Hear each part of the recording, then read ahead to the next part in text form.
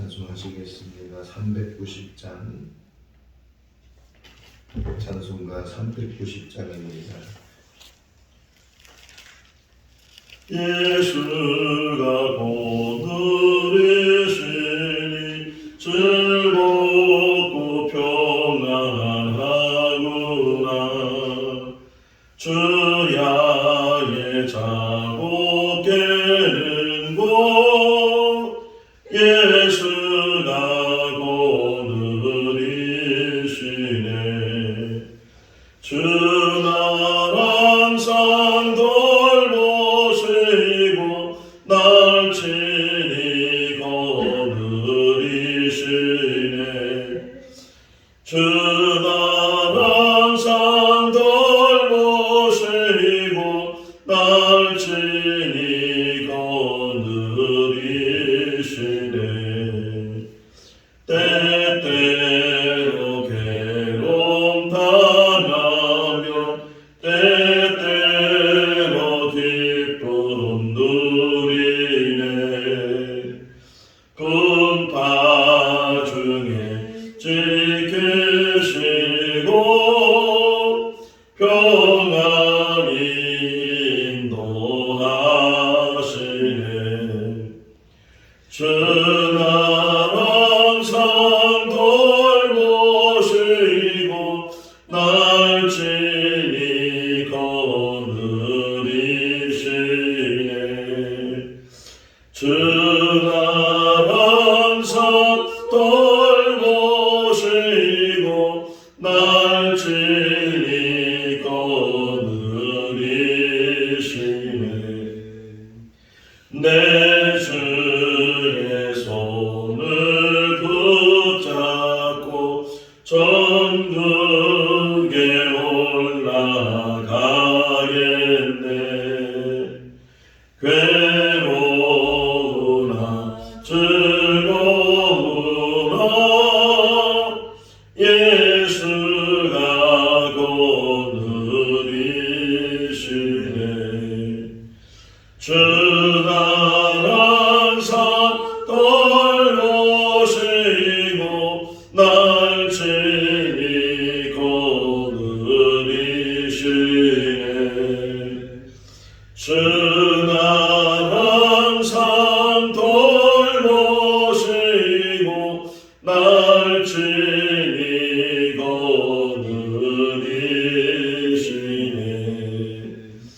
이 세상 이별할 때에 마귀의 권세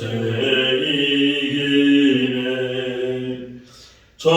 전국에 가는 그 길도 예수가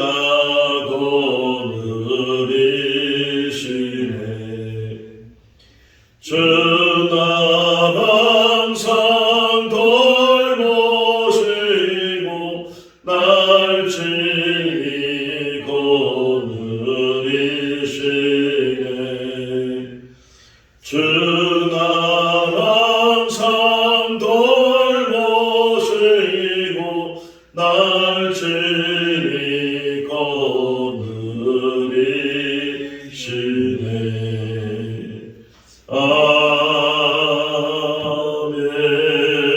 아멘. 사도행전 27장 1절에서 26절 말씀까지입니다. 사도행전 27장 1절에서 26절 말씀. 우리가 배를 타고 이다니아에 가기로 작정되매 바울과 다른 죄수 몇 사람을 아구스도대의 백부장 율리오란 사람에게 맡기니 아시아는 각지로 가려 하는 아브라함은 너희에 우리가 올라 항해할세. 마게도냐의 게살로니가 사람 아리스다고도 함께하니라. 이튿날 시돈에 되니 율리오가 바울을 친절히 대하여 친구들에게 가서 대접받기를 허락하더니 또 거기서 우리가 떠나가다가 막바람을 피하여 북으로 해안을 의지하고 항해하여 기니키아와 밤빌리아 바다를 건너 루기아의 물 시에 이르러 거기서 백부장이 이달리아로 가려하는 알렉산드리아 배를 만나 우리를 오르게 하니 배가 더디가 여러 날 만에 간신히 니도 맞은편에 이르러 풍세가 더 허락하지 아니하므로 살모네 앞을 지나 그레데 해안을 바람막이로 항해하여 간신히 그 연안을 지나 미양이라는 곳에 이르니 라시아시에서 가깝더라. 여러 날이 걸려 금식하는 절기가 이미 지났으므로 항해하기가 위태한지라 바울이 그들을 권하며 말하되 여러분이여 내가 보니 이번 항해가 하물과 배만 아니라 우리 생명에도 타격과 많은 손해를 끼치리라 하되 백부장이 선장과 선주의 말을 바울의 말보다 더 믿더라. 그 원고가 벽돌을 짓는 일에 불편하므로 거기서 떠나 아무쪼록 베니스에 가서 겨울을 지내자 하는 자가 더 많으니 베니스는 그레데 항구라. 한쪽은 서남을 한쪽은 서북을 향하였더라. 남풍이 순하게 불매 그들이 뜻을 이룬 줄 알고 닷을 감아 그레데 해변을 끼고 항해하더니 얼마 안 되어 섬 가운데로부터 일각불가라는 광풍이 크게 일어나니 배가 밀려 바람을 맞추어 갈 수 없어 가는 대로 두고 쫓겨가다가 가오라는 작은 섬 아래로 지나 간신히 거루를 잡아 끌어올리고 줄을 가지고 선체를 둘러 감고 스르디스에 걸릴까 두려워하여 연장을 내리고 그냥 쫓겨가더니 우리가 풍랑으로 심히에 쓰다가 이튿날 사람들이 짐을 바다에 끌어버리고 사흘째 되는 날에 배의 기구를 그들의 손으로 내버리니라. 열흘 동안 해도 별로 보이지 아니하고 큰 풍랑이 그대로 있음에 구원의 영광마저 없어졌더라. 여러 사람이 오래 먹지 못하였음에 바울이 가운데 서서 말하되 여러분이여 내 말을 듣고 그레데에서 떠나지 아니하여 이 타격과 손상을 면하였더라면 좋을 뻔하였느니라. 내가 너희를 권하노니 이제는 안심하라. 너희 중 아무도 생명에는 아무런 손상이 없겠고 오직 배뿐이니라. 내가 속한 바 곧 내가 섬기는 하나님의 사자가 어젯밤에 내 곁에 서서 말하되 바울아 두려워하지 말라. 내가 가이사 앞에 서야 하겠고 또 하나님께서 너와 함께 항해하는 자를 다 내게 주셨다 하셨으니 그러므로 여러분이여 안심하라. 나는 내게 말씀하신 그대로 되리라 하고 하나님을 믿노라. 그를 우리가 반드시 한 섬에 걸리리라 하더라. 아멘. 할렐루야. 아멘. TV 프로 중에 극한 직업이라는 그런 프로가 있습니다. 여러 종류의 직업이 있는 것을 또 보게 되고 또 그 직업들마다 아주 힘든 그런 과정들을 보게 됩니다. 근데 뭐 제가 극한 직업을 계속 보는 건 아니지만 가끔 채널을 돌리다 보면 극한 직업에 대한 이야기를 보게 되는데 근데 제일 많이 보는 것이 바다에서 일하는 사람들.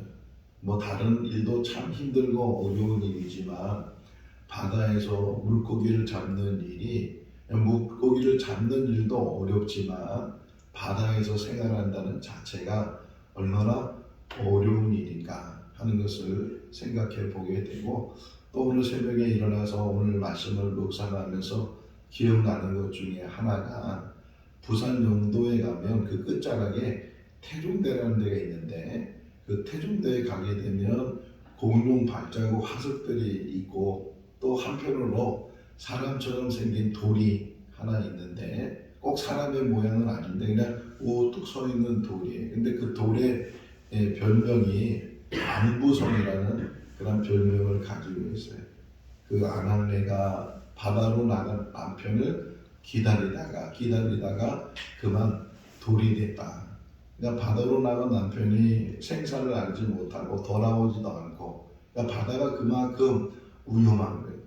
요나서에서도 하나님께서 요나에게 너는 니느웨로 가서 내 말을 전하라 그랬는데 요나가 하나님 말씀을 피해서 요바로 가서 마침 다시스로 가는 배가 있어서 그 배를 타고 가다가 그만 풍랑을 만나는 그런 이야기도 우리가 알고 있는 것처럼 이제 가이사랴에 있었던 바울이 로마로 가게 되는 그런 과정이 그려지게 되는데, 물론 육지로도 이렇게 얼마든지 로마로 갈 수 있지만 그거보다는 배를 타고 가면 더 빨리 갈 수 있으니까 배를 이용해서 이제 가게 되는데, 갑작스럽게 큰 풍랑을 만나게 되는 그런 이야기를 보게 됩니다. 먼저 1절을 보게 되면 그 인칭이 우리 이렇게 시작되죠. 우리가 배를 타고, 이 우리라는 말 그 자체는 이 사도행전을 쓴 사람이 포함되어 있다는 거예요. 그죠? 두 사람 이상, 자기를 포함해서 두 사람 이상 있을 때 우리 이렇게 말하는데, 바로 누가라는 사람, 그러니까 바울의 동역자이며 또 의사이며, 그리고 누가복음과 사도행전을 쓴 이 누가라는 사람이 적어도 같이 갔다는 거예요. 바울만 끌고 가는 거죠. 바울이 이제 로마 시민권을 가지고 있었기 때문에 가이사랴에 가서 재판을 받기 위해서 로마로 가는데, 그 바울만 가는 것이 아니고 같이 간다는 거예요. 이 말씀을 읽으면서 참 함께 한다는 것이 얼마나 귀하고 얼마나 복된가. 뭐 이렇게 출세해서 가는 게 아니잖아요. 포로가 아니고 이제 붙잡혀서 재판을 받기 위해서 여기 보면 제수라는 말이 다른 제수들과 더불어 같이 가게 됐다. 이것도 십자가의 모습이 생각이 났어요. 예수님만 십자가에 못 박힌 게 아니고 양편에 강도짓 하다가 이게 십자가에 못 박힌 두 사람도 보게 되는데, 바울이 지금 이렇게 재판을 받기 위해서 가고 또 다른 제수들도 같이 가게 되는데, 뿐만 아니라 말씀드린 것처럼 누가가, 또 여기 보면 2절 말씀에 데살로니가 사람 아리스다고도 함께했다. 바울이 지금 받으러 가는데 뭐 출세하러 가는 것도 아니고 영전에서 가는 것도 아니고 지금 이제 붙잡혀서 정말 제수처럼 그렇게 끌려가는데도 불구하고 떠나지 아니하고 같이 했던 누가 아리스다고, 이런 사람들이 같이 동행해서 가게 되고, 또 마침 백부장이 그 관할하는 백부장 율리오가 이제 같이 그 바울을 끌고 가게 되는데, 여기 뒷부분에 보게 되면 3절 말씀 한번 읽어볼까요? 이튿날 시돈에 되니 율리오가 바울을 친절히 대하여 친구들에게 가서 대접받기를 허락하더라. 이렇게 어려운 상황 속에서도 틈틈이 그때그때 또 좋은 사람들을 만나게 돼서, 나중에 내일 새벽에 보면, 내일 새벽에는 이제 율리오 때문에 바울이 살아요. 이제 막 내가 파선이 되려고 그러고 막 육지를 가까웠고 섬을 가까워지고 막 그랬을 때, 이 같이 갔던 군인들이 저 제수들이 도망가면 안 되니까 다 죽이자고 이렇게 얘기했을 때, 율리오가 바울을 살리기 위해서 그렇게 하면 안 된다고, 누구든지 헤엄쳐서 갈 수 있는 사람은 다 갈 수 있도록 해야 된다고, 그래서 바울이 이제 거기서 죽지 않고 또 살게 되는 이야기를 내일 새벽에 보게 되는데, 어쨌든 이렇게 뭐 율리오가 어떤 사람인지는 자세히 설명이 나와 있지 않지만 이 바울에 대해서 그래도 많은 배려를 해주고, 가다가 중간에 머물게 되면 혹이나 거기에 친구들이 있거나 지인이 있거나 이러면은 만날 수 있도록, 교제할 수 있도록 그렇게 허락해주는 그런 율료를 보게 돼요. 또 한편으로는 또 이제 11절 말씀에 가서 보게 되면 바울의 말을 듣기보다는 선장과 선주의 말을 들었다, 뭐 이런 이야기도 나오는데, 어쨌든 율료라는 사람이 책임자가 돼서 바울 일행들을, 또 거기 있는 제수들을 또 이제 배를 타고 가면서, 또 마침 또 알렉산드리아에서, 그러니까 알렉산드리아는 이집트 끝자락에 있는 해변가에 있는 도시인데, 그 알렉산드리아에서 있는 그 배가 로마로 가는 요정에 또 이 일행들을 만나게 되고, 좀 큰 배였나 봐요. 그러니까 여기 보게 되면 6절에 거기서 백부장이 이달리아로 가려 하는 알렉산드리아 배를 만나 우리를 오르게 했다. 계속 우리란 단어를 좀 잘 보시면 좋을 것 같고, 바울과 누가와 또 아리스다고와 다른 이 사람들 같이 이제 배를 옮겨 타서 가게 됐는데, 이때는 풍랑이 많이 일어나는 때였다는 게, 뭐 바다도 뭐 언제 이 바다의 변화가 일어날지 모르지만 그래도 계절에 따라서 조금씩 파도가 다르고, 또 태풍이 언제 일어나요? 겨울에 일어나요? 안 그러잖아요. 여름이 되면 장마가 지나면 태풍이 일어나는 것처럼 그 절기에 따라서 또 계절에 따라서 이 바다도 좀 다른 모습들을 가지고 있는데 어쨌든 지금은 이 항해해서는 안 되는 그런 때가 여기 보면 9절에 보게 되면 지금 금식절기가 이미 지나갔으므로 항해하기가 위태하다. 지금은 이렇게 배를 타고 갈 그런 때가 아닌데도 불구하고 이 율리오라는 사람이 책임자니까 빨리 가서 또 오늘 본문에 보게 되면 지금 여기서 겨울을 나기가 너무 불편하다. 그러니까 지금 있는 데가 너무 불편하기도 하고 그러니까 어쨌든 빨리 단축을 해서 하루라도 빨리 자기 책임을 다 하면 좋겠다. 그런 생각이 율리오에게 있었을 것 같아요. 그래서 이제 가고자 하는 마음이 너무 앞서 있었죠. 바울이 말해요. 아무리 급해도 지금 상황이 배를 타고 갈 상황이 아니니까 좀 이것이 잔잔해지고 항해하기에 좋은 그런 때에 다시금 우리가 가면 좋겠다. 이렇게 뭐 명료하는 건 아니죠. 그냥 권하고 또 이렇게 이야기를 하니까 그럼에도 불구하고 11절 읽어볼까요? 백부장이 선장과 선주의 말을 더 믿더라. 왜 이렇게 했을까 생각해 보면 배에 대해서 바다에 대해서 누가 더 잘 알고 있어요? 선장이 더 잘 알고 있고 선주가 더 잘 알고 바울은 뭐 이게 배에 대해서 전혀 알지 못하는 그런 사람이잖아요. 그러다 보니까 율리오가 이 바울의 말을 듣기보다는 이 선장과 선주의 말을 들었다. 이 말씀을 묵상하면서 누가복음 5장이 생각이 났어요. 예수님께서 베드로의 배를 타시고 이제 사람들에게 말씀을 전하신 다음에 베드로가 하루 종일 고기를 못 잡았잖아요. 그러는데 예수님께서 깊은 데로 가서 그물을 던지라고 해줄 때 베드로가 말했죠. 내가 하루 종일 밤새도록 수고하여 헛수고했지만 당신의 말을 의지해서 내가 순종하겠다. 누가 더 전문가야? 배에 대해서. 베드로가 더 전문가잖아요. 어디에 고기가 있는지 어느 때 고기가 있는지 그걸 잘 알고 있을 텐데 그럼에도 불구하고 자기의 경험이나 자기의 어떤 노하우 이런 것들을 의지하는 것이 아니고 말씀을 의지하여 우리 인생 속에서도 우리의 경험이나 우리의 지식이나 우리가 어떤 뭐 삶의 어떤 노하우 물론 그것들을 통해서 우리가 우리 인생을 잘 판단하고 이끌어갈 수 있지만 우리의 가장 기본적인 게 뭐냐? 말씀을 의지하는 거예요. 이성적으로 깨닫지 못하고 하나님의 말씀을 그렇게 우리가 이게 지식적으로 다 알지 못하잖아요. 그럼에도 불구하고 지금은 모른다고 하지만 지금은 왜 그렇게 하시는지 이 생거진전교가 왜 이렇게 생겼는지 우리가 지금은 모르지만 분명히 이 가운데서도 또 우리를 부르신 것도 또 하나님의 놀라운 섭리 가운데 이렇게 이끌어 가시는 줄로 믿습니다.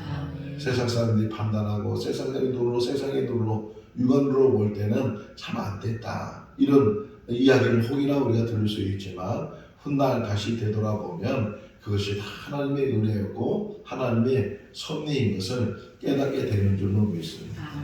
네, 하나님 말씀에 더 귀를 기울이고 미세한 음성으로 들려주는 그 하나님의 말씀 안에 순종해 나가게 되면 지금은 보이지 않고 지금은 이루지 않았지만 분명히 하나님의 놀라운 은혜가 함께 할 줄로 믿습니다.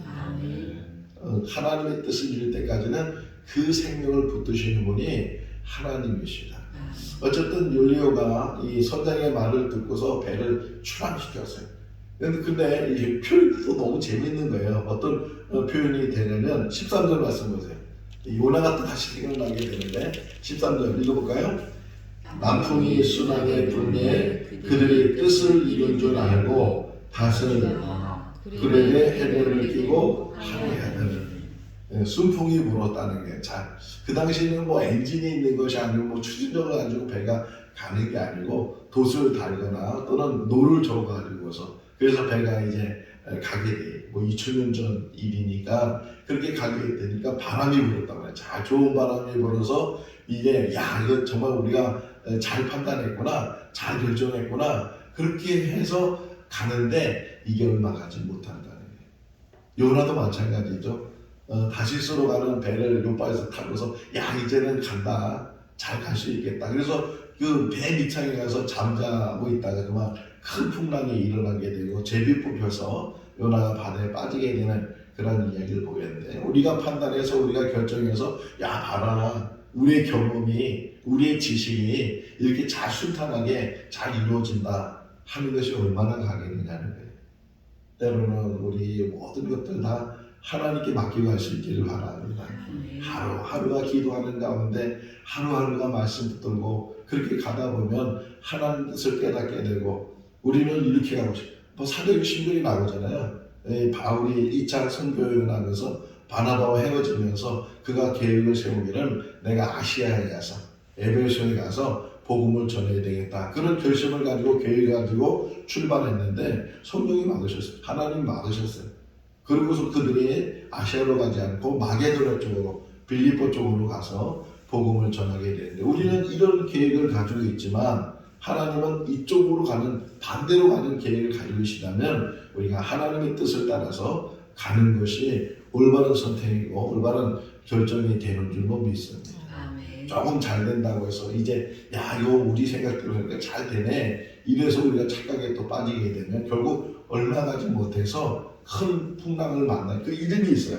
여기 14절 말씀에 보면 유라굴라 이렇게 우리도 태풍이 불면 태풍에다가 이름을 붙이거든요. 몇 번째 태풍은 뭐 그래서 여러 태풍이 일어나는 주변의 나라들이 이름을 다 내는 거예요. 이름을 다 내면 그것을 순번을 정해가지고서 그래서 때로는 한국 이름도 나오잖아요. 매미라고 하는 태풍이 있었다. 뭐 이런 다 각 나라별로 이름을 내서 그 이름을 따라서 이제 태풍의 이름을 짓는데 여기도 이게 큰 강풍이 일어나게 되면 그 강풍의 이름이 유라굴라라는 그런 강풍이 일어나게 돼서 그래서 막 이제는 아무리 사공이 아무리 이렇게 배를 다루는 사람들이 애를 써도 이게 제대로 가지 못하고 보세요. 쭉 보면 16절에 쭉 보게 되면 이제 버리기 시작해. 짐을 버리기 시작하고 나중에 양식을 버리기 시작하고 어쨌든 살려고 몸부림치며 애를 쓰면서 그렇게 버리기 시작하는데 그런데도 불구하고 해결이 안 되는 거예요. 여기 표현을 보세요. 20절 말씀이 읽어볼까요?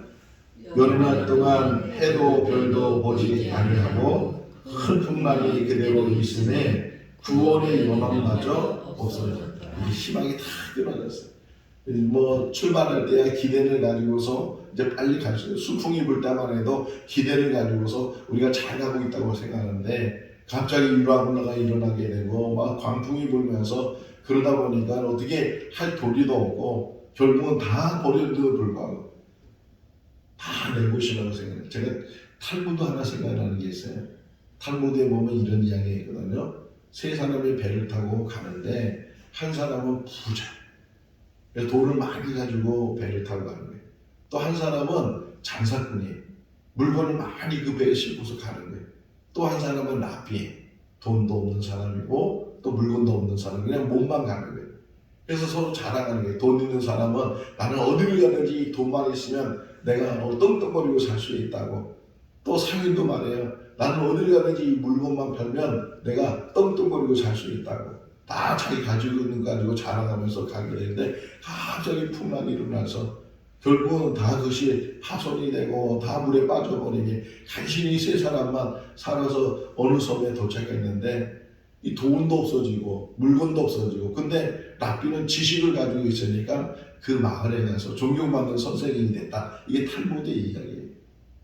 아무리 많은 걸 가지고 있다 할지라도 바다에 떠있는 인생이 언제 풍랑이 일어날지 모르고 언제 바다가 이 배가 파손될지 모르는 그런 인생이에요.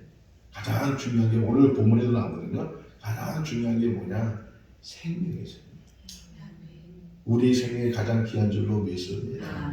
있는 것 없는 것 있다고 할 때도 돈이 뭐예요? 흔히 그러잖아요. 돌고 도는 게 돈이라고. 있다가도 없어지는 거 없다가도 있어지는 거. 물론 돈을 번다는 게 쉬운 일이 아니고 저축한다는 것, 재산을 쌓는다는 것 쉬운 일이 아니지만 정말 우리 가장 귀한 게 뭐냐? 생명이에요. 그리고 하나님의 말씀. 그런데 이 환난 가운데, 이 어려운 가운데 하나님께서는 소망이 다 끊어졌다 그러잖아요. 이 끊어진 이들에게 다시금 하나님께서 소망을 줘요. 성경 하나 보겠습니다. 22절 읽어볼까요? 내가 너희를 권하노니 이제는 안심하라. 너희 중 아무도 생명에는 아무런 손상이 없겠고 오직 100번이다. 25절 보세요. 읽어볼까요? 그러므로 여러분이여 안심하라. 나는 내가 말씀하신 그대로 되리라고 하나님을 믿는다. 안심하라. 제자들이 예수님 없이 배를 타고 가다가 풍랑을 만났어요. 그때 주님이 무리를 걸어오셨어요. 그러면서 그 풍랑만을 제장해서 내니 안심하라. 주님이 찾아오시는 줄로 믿습니다.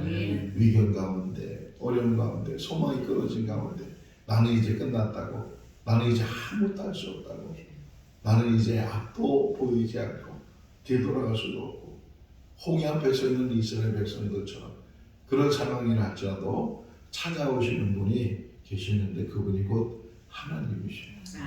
우리를 찾아오셨잖아요.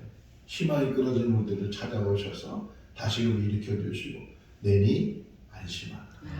이 음성이 항상 우리 가운데 들려줄 수 있기를 바랍니다. 함께 하신 하나님, 도우신 하나님. 그래서 저는 이렇게 새벽기도 끝나고 가다 보면 그 숲공장에서 올라오는 그 연기를 볼 때마다 그게 불기둥 구름기둥이다. 하나님이 나와 함께 하시고 나를 인도하신다. 우리 인생 속에서 항상 불기둥 구름기둥에 함께하고 내니 안심하라. 이 음성이 항상 들려져서 주님과 동행하는 귀한 삶이 될 수 있기를 주님의 이름으로 축원합니다. 기도하겠습니다. 사랑이 많으신 하나님 아버지, 오늘도 또 새날을 주시고 또 한 주간 시작할 수 있는 월요일 새벽에 저희들 깨워주시고 또 영상을 통해서 제단을 쌓게 해주시는 것 감사합니다. 날마다 주시는 말씀이 영의 양식이 되게 하시고 영의 만나가 되게 하여 주시옵소서. 마음은 열려지게 하시고 하나님의 말씀에 귀를 경청할 수 있도록 또 말씀의 은혜가 될 수 있도록 하나님과 대면할 수 있도록 하나님 역사하여 주시옵소서. 풍랑을 만나 소망이 끊어진 이들에게 하나님께서 내니 안심하라 말씀하시는 것처럼 우리의 생명이 되시는 주인이 되시는 하나님께서 우리의 생명을 붙들어 주시고 또 선하게 인도하여 주시는 줄로 믿습니다. 생거진전교회 축복해 주시고 또 이 교회에 속한 모든 성도들 한 사람 한 사람을 기억해 주시고 또 함께 해 주시고 인도해 주시고 선한 일을 감당하는 귀한 종들이 다 되게 하여 주시옵소서. 사랑의 공동체가 되게 하시고 또 하나님의 뜻을 이루는 교회와 성도들 다 되게 하여 주시옵소서. 오늘 주 안에서 복된 하루의 삶이 되게 하여 주시기를 간절히 바라오고 예수 그리스도 이름으로 기도하옵나이다. 아멘. 마쳤습니다. 자유롭게 기도하시기 바랍니다.